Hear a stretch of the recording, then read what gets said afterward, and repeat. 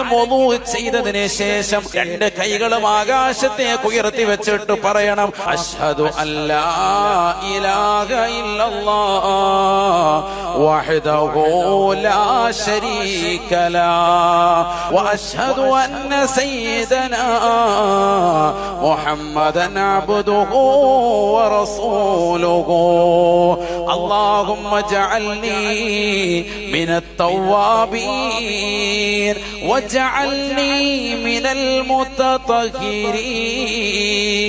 واجعلني من عبادك الصالحين.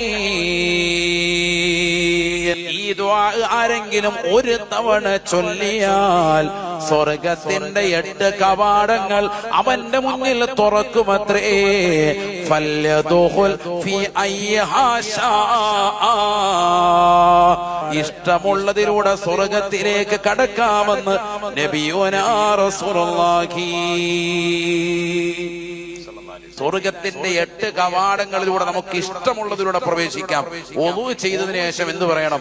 2 കൈകളും ആകാശത്തേക്ക് ഉയർത്താം.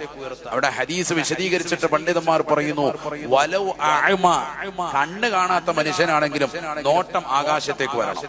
എന്നിട്ട് 2 കൈകളും ഉയർത്തിയിട്ട് എന്ത് ചെയ്യണം? ഈ ദുആ ഒരൊറ്റ പ്രാവശ്യം ചെയ്താൽ തന്നെ സ്വർഗത്തിന്റെ 8 കവാടങ്ങൾ അല്ലാഹു തുറക്കും. വുളൂ ചെയ്തതിനു ശേഷം മുടക്കാൻ വരാൻ പാടില്ല.